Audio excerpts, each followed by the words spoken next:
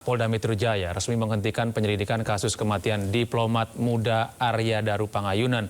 Polisi menyebut sejauh ini belum ditemukan adanya peristiwa pidana dalam kasus tersebut.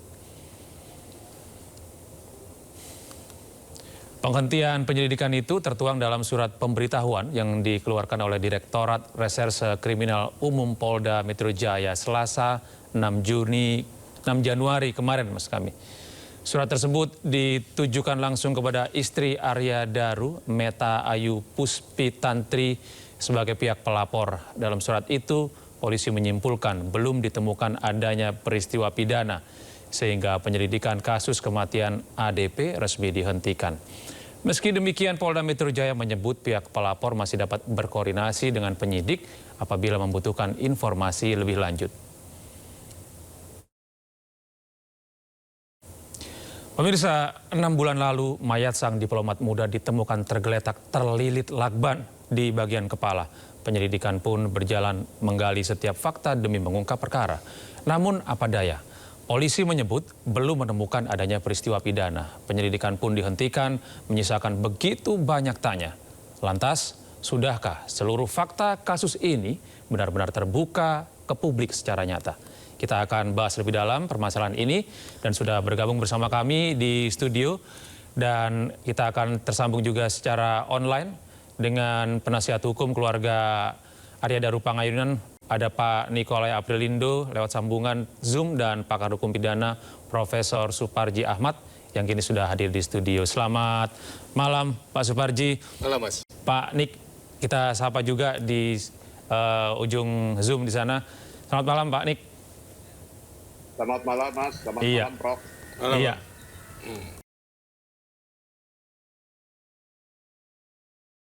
Iya, Pak Nik, kita sudah bersama Pak Suparji ini di sini. Kita ke Pak Nik. Pak Nik, sejauh mana langkah-langkah yang sudah diambil oleh Bapak selaku kuasa hukum keluarga dari Arya Daru Pangayunan ini terkait kan polisi akhirnya menghentikan penyelidikan ini, Pak? Ya, terima kasih Mas. Terakhir kami menghadiri audiens dengan Polda Metro Jaya, penyidik Polda Metro Jaya menangani peristiwa kematian misterius dari almarhum ADP ini. Itu pada tanggal 26 November 2025 yang lalu. Kemudian pada saat kami beraudiens itu, kami mendapatkan beberapa fakta, di mana didapat fakta ada 4 sidik jari. Ya, dikatakan 1 teridentifikasi milik almarhum, 3 rusak. Kemudian adanya check-in almarhum bersama wanita berinisial V atau kita sudah ketahui bersama yang bernama Farah, itu sebanyak 24 kali. Kemudian ada masalah CCTV, di mana CCTV itu ada pemindahan CCTV. Kemudian pengakuan penjaga kos Siswanto, di mana Siswanto mengatakan pada saat malam kejadian, dia sempat bertemu dengan almarhum pada pukul 22.15 di tempat kos sedang makan. Ternyata pengakuan lain dari Siswanto adalah dia pada saat kejadian tanggal 7, dia itu berada di kamar dari jam 4 sore sampai 01.00 dini hari. Nah, kemudian penyidik juga kami minta untuk bisa difasilitasi untuk meninjau TKP tempat kos dari almarhum ADP di Gondangdia. Penyidik bersedia untuk memfasilitasi. Kemudian kami minta juga gelar perkara khusus. Kemudian kami minta juga SP2HP, surat pemberitahuan perkembangan hasil penyelidikan. Kemudian setelah itu adanya pernyataan dari Kabid Humas Polda, di mana pernyataan itu mengatakan bahwa Kabid Humas sendiri ada jejak digitalnya mengatakan bahwa Polda akan bertemu dengan keluarga inti. Kemudian adanya permintaan dari LPSK yang akan melakukan asesmen secara psikologi kepada istri dan orang tua korban. Kemudian hal-hal tersebut tidak pernah dilaksanakan Namun tiba-tiba kami pada beberapa hari yang lalu, 2 hari yang lalu atau sehari yang lalu, mendapat kabar dari istri almarhum bahwa istri almarhum mendapatkan SP2 lidik, surat penetapan penghentian penyelidikan. Ya, tertanggal 12 September, tapi surat itu dikirimkan tertanggal 6 Januari, 12 Desember 2025, surat ketetapan itu, dan dikirimkan kepada almarhum tertanggal 6 Januari yang ditandatangani oleh Kasubdit Tahbang Resmob AKBP Resa Pardi Marasabesi itu pada tanggal 6 Januari. Nah, di situ alasan dari penghentian penyelidikan ini dikatakan belum ditemukan adanya peristiwa pidana. Ingat loh, ada kata-kata belum ditemukan adanya peristiwa pidana. Jadi bukan kata tidak, tetapi belum. Berarti bagi kami, kalau dikatakan belum ditemukan adanya peristiwa pidana, berarti ini kan belum selesai. Ya. Tapi kenapa harus dilakukan penghentian penyelidikan? Kemudian juga janji-janji yang mereka lakukan, mereka berikan kepada kami selaku penasihat hukum keluarga dan keluarga, itu bahwa mereka akan memberikan akses untuk TKP. Kemudian akan melakukan gelar perkara. Kemudian komitmen dari Wakil Direktur Reskrim Polda Metro waktu itu mengatakan bahwa berkomitmen untuk tetap melanjutkan penyelidikan ini. Nah, ini menjadi tanda tanya kami. Jadi apa yang disampaikan itu bagi kami itu hanya sebatas lip service bagi kami. Dengan adanya surat penghentian penyelidikan ini. Nah, ini menjadi permasalahan yang krusial bagi kami. Karena masih banyak kejanggalan-kejanggalan yang kami temukan. Teristimewa masalah sidik jari, kemudian masalah pengakuan dari para saksi, kemudian masalah check-in 24 kali. Bahkan saya mengatakan kepada penyelidik waktu itu, dalam audiens itu, bahwa pintu masuk untuk menguak kasus ini atau penyelidikan ini supaya dapat ditindaklanjuti adalah masalah check-in 24 kali itu. Dan ternyata setelah kami mencoba membuka file, ternyata check-in itu bukan 24 kali, tapi 35 kali. 25 kali itu dipesan oleh si wanita berinisial C atau Farah, 10 kali dipesan oleh almarhum ADP. Nah, saya pertanyakan untuk kegiatan apa? Polisi tidak bisa menjawab. Kemudian saya tanyakan, apakah ada orang yang merasa dirugikan dengan masalah check-in itu? Saya tanyakan juga bahwa apakah suami korban sudah pernah diperiksa? Tidak pernah diperiksa menurut kepolisian, penyelidik waktu itu.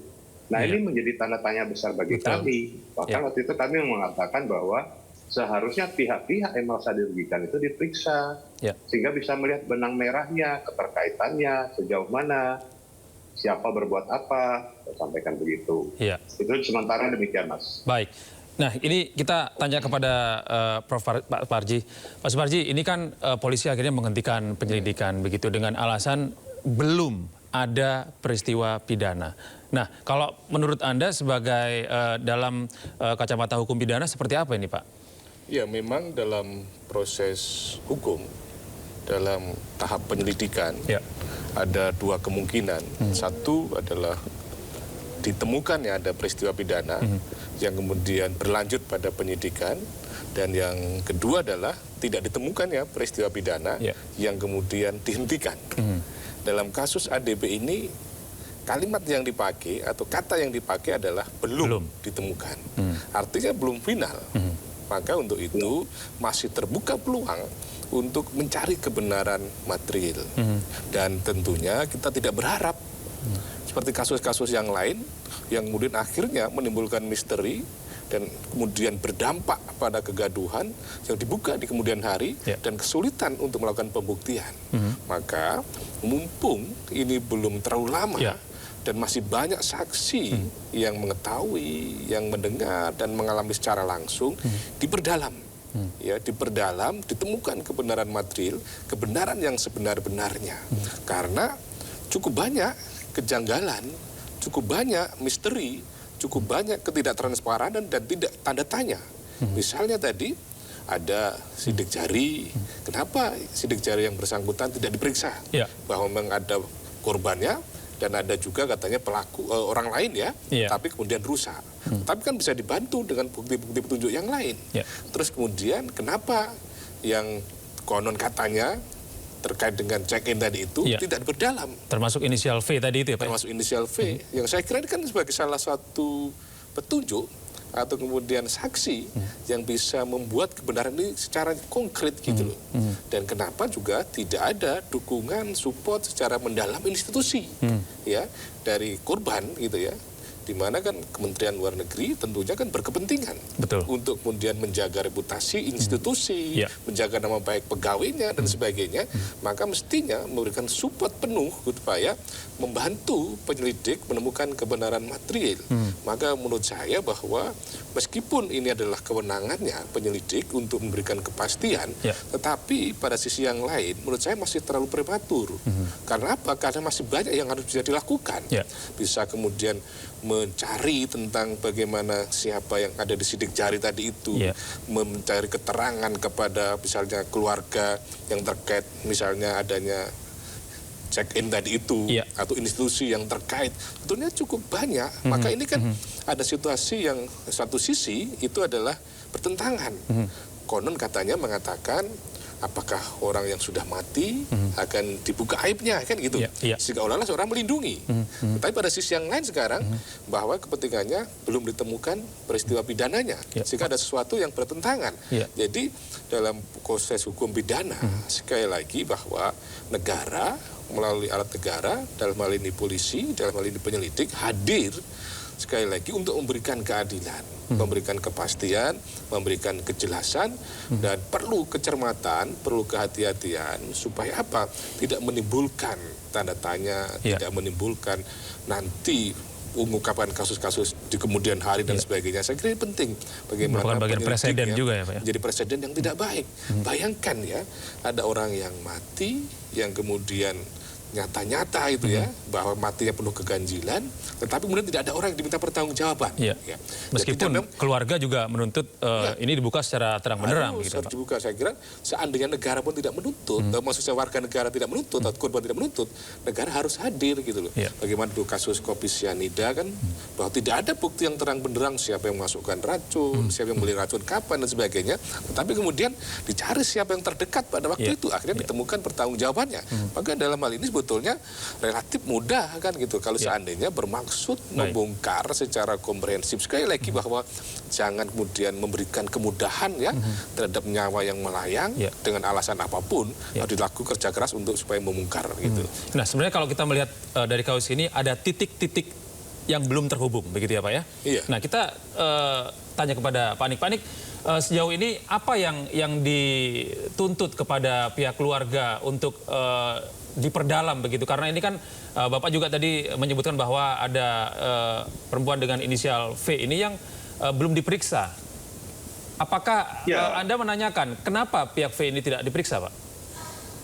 Ya, saya tanyakan kepada penyelidik pada saat audiens itu, kenapa tidak diperdalam si perempuan berinisial V ini melakukan check-in, untuk apa, kepentingan apa, dan atas inisiatif siapa. Saya minta penyelidik untuk memperdalam, untuk mengembangkan penyelidikannya kembali. Tapi ternyata tidak dilakukan. Kemudian saya menanyakan tentang barang bukti. Yang dikatakan barang bukti yang plastik dan lakban yang menutupi wajah almarhum. Itu kan tidak pernah dihadirkan sebagai barang bukti pada saat konvers 29 Juli 2025 yang lalu. Justru barang bukti itu menjadi kunci. Bahkan saya sampaikan posisi almarhum ketika meninggal atau ketika dilakban, apakah masih dalam posisi hidup, setengah hidup, atau sudah mati. Kalau hidup atau setengah hidup pasti ada partikel-partikel nafas yang melekat di plastik itu sehingga bisa ditahu penyebab kematiannya. Mohon maaf Pak, saya jeda kembali Pak. Ini Pak Anik, tapi belum ada alasan tertentu ya Pak ya. Sampai saat ini polisi belum memanggil inisial V. Alasannya apa? Belum Pak? Tidak pernah diberikan alasan apapun, tidak pernah dijawab apapun tentang apa yang kami sampaikan. Tiba-tiba di Kasuk Kabid Humas menyatakan bahwa kami akan bertemu langsung dengan keluarga inti. Keluarga inti saja?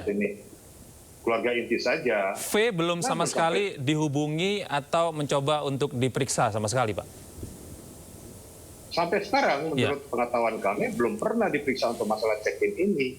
Padahal saya sudah berkali-kali mengatakan bahwa check-in ini adalah pintu masuk untuk mengungkap peristiwa ini siapa berbuat apa. Begitu, tapi itu seperti dinafikan saja. Nah, seolah-olah kita ini tidak dianggap apa-apa, padahal kita membantu pihak kepolisian untuk mencari kebenaran dan titik terang daripada kematian misterius ini. Nah, kenapa mereka mengambil tindakan-tindakan yang ceroboh? Ceroboh yang saya maksudkan adalah menghentikan penyelidikan ini tidak sesuai dengan komitmen yang mereka ucapkan dari mulut mereka sendiri pada saat audiens 26 November. Panik. Ini kan sangat naif. Pak, SP2HP sudah pernah disampaikan belum Pak sama pihak kepolisian, Pak? Tidak pernah ada SP2HP dari awal, dari Juli sampai dengan Januari ini. Tidak pernah ada SP2HP. Bapak pernah menanyakan itu, Pak? Saya tanyakan berkali-kali itu. Alasannya, Pak? Pun dalam audiens 26 November yang lalu, saya tanyakan, tidak dijawab sekalipun. Ini kan aneh, ini ada pesan sponsor dari mana ini? Gitu loh. Sehingga mereka berusaha untuk menutupi kasus ini sedemikian rupa. Gitu loh. Ya, kalau ini kan menunjukkan unprofesional dan etika tidak baik dalam penyelidikan ini. Ini akan menjadi presiden buruk bagi penegakan hukum di Indonesia.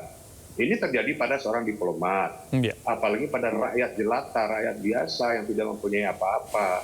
Dan ini juga saya menyayangkan bahwa Kementerian Luar Negeri, dalam hal ini Menteri Luar Negeri, tidak memberikan satu statement apapun tentang kematian ini dan juga tentang pengungkapan kasus ini.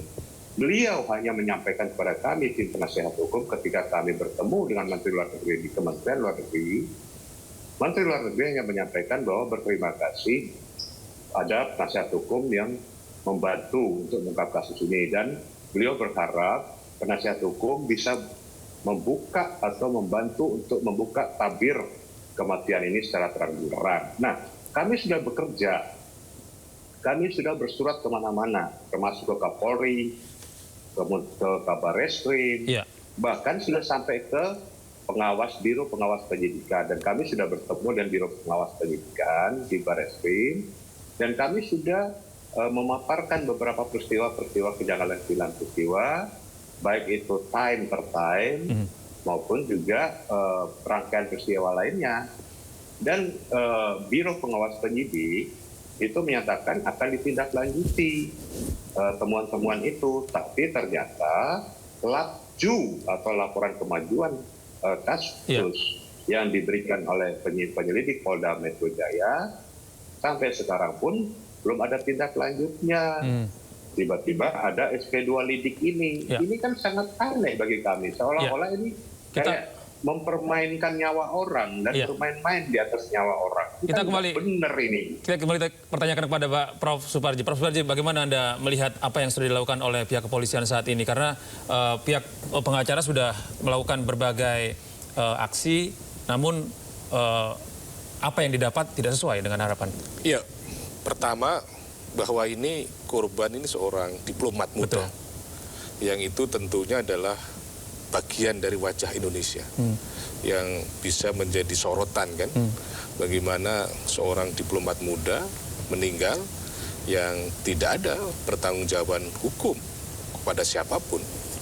Dan yang kedua ini juga bisa mempengaruhi keamanan dan kenyamanan diplomat yang lain gitu. Seandainya terjadi suatu peristiwa yang kemudian ternyata ya dibiarkan begitu saja, maka menurut saya ini menjadi perhatian penting gitu ya bagi Kementerian Luar Negeri untuk memberikan support penuh gitu ya kepada penyelidik, kepada aparat penegak hukum untuk membongkar kasus ini supaya menjadi terang benderang. Sebetulnya ini hambatannya apa gitu loh. Yang inisial V tadi itu kok tidak dipanggil gitu loh. Apakah pihak Kementerian Luar Negeri seharusnya bisa turun tangan juga untuk mendorong pihak kepolisian untuk memeriksa V ini? Karena kan V ini juga bagian dari Kementerian Luar Negeri, Pak. Sangat bisa membantu. Karena apa? Bahwa Kementerian Luar Negeri secara institusional ada pegawainya ya yang kemudian terlibat atau kemudian diduga terkait dengan peristiwa tadi itu. Maka sebetulnya siapa yang dilindungi gitu loh. Dan dalam rangka apa melindungi dan kenapa kemudian melindungi? Jadi menurut saya ini janganlah ya itu kemudian dibiarkan berlalu begitu saja. Di masyarakat dipaksa melupakan, memaafkan. Padahal itu satu peristiwa yang sangat penting. Seorang diplomat muda, nyawa manusia yang dengan cara yang besar seperti dengan itu? cara seperti itu. Orang akan tidak percaya gitu kalau kemudian dia bunuh diri gitu. Karena apa? Dengan kondisi dia bagaimana terakhir meninggal di Laban dengan rapi gitu kan. Terus kemudian bagaimana komunikasi yang sebelumnya dan sidik jari dan CCTV yang kemudian tidak bisa terpantau atau tidak bisa muncul rekamannya atau rusak. Ada sebuah rekayasa, ada skenario. Jadi kalau kita mempercayai bahwa ini adalah dia meninggal tunggal, maka sulit kemudian mempercayai gitu loh. Maka untuk itu memang harus ada upaya pengungkapan secara keseluruhan dan saya kira mudah sekali bahwa orang-orang yang terkait komunikasi dengan sebelumnya ya diminta keterangannya. Maka ketika jelas ada komunikasi dengan seseorang sebelumnya tidak diminta keterangan bahwa menunjukkan berarti ada sesuatu yang belum terbuka dengan baik. Baik Pak Parji, kita tahan terlebih dahulu, kita akan dalami lagi kasus kematian almarhum ADP ini, tapi pastikan Anda tetap bersama kami masih akan kembali.